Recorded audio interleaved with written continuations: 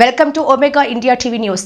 గురువారం సమీకృత కలెక్టరేట్ కార్యాలయంలో జెడ్పీటీసీ, ఎంపీటీసీ, సర్పంచ్ ఎన్నికలకు సంబంధించి స్టేజ్ 2 రిటర్నింగ్ ఆఫీసర్స్ శిక్షణ కార్యక్రమానికి కలెక్టర్ ముఖ్య అతిథిగా పాల్గొన్నారు. ఈ సందర్భంగా ఆయన మాట్లాడుతూ, జిల్లాలో స్థానిక సంస్థల ఎన్నికలు ప్రశాంత వాతావరణంలో నిర్వహించేందుకు పక్కా ప్రణాళికతో చర్యలు తీసుకుంటున్నామని, గ్రామ పంచాయతీ ఎన్నికలలో స్టేజ్ 2 అధికారులు కీలకంగా వ్యవహరించాలని, ఈఎన్ఏ కౌంటింగ్ చేసి ఫలితాలు ప్రకటించే అధికారిగా ఉంటారన్నారు. పోలింగ్ ముందు రోజు, పోలింగ్ రోజు, కౌంటింగ్ రోజు నిబద్ధతతో పనిచేయాలని తెలిపారు.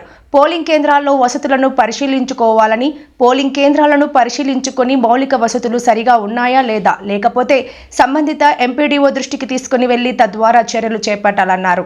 రెండో రోజు డిస్ట్రిబ్యూషన్ సెంటర్ నుండి పోలింగ్ కేంద్రాలకు బ్యాలెట్ బాక్సులతో విధులు నిర్వహించే వారితో వెళ్లి పోలింగ్ కేంద్రాల్లో ఉండి మరుసటి రోజు ఎన్నికలు నిర్వహించుకొని ward wise counting, sarpanch counting చేసి ఉప సర్పంచ్ని ఎన్నిక చేసుకోవాల్సి ఉంటుంది అన్నారు.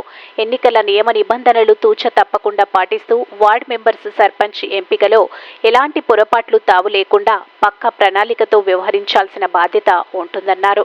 ఈ కార్యక్రమంలో అదనపు collector Nagesh, RDO Ramadevi, ZP CEO Ellaiah, DPO Yadaiah, విద్యాశాఖ అధికారి రాధాకిషన్, సైన్స్ అధికారి రాజిరెడ్డి, సంబంధిత స్టేజ్ 2 అధికారులు తదితరులు పాల్గొన్నారు.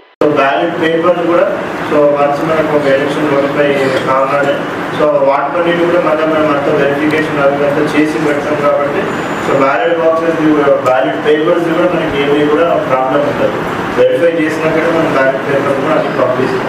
సో అక్కడ ఏం ప్రాబ్లం ఉండదు. సో కొన్ని కేసెస్ నేను లాస్ట్ టైం ఎలక్షన్ కండక్ట్ చేసినప్పుడు ఒక దగ్గర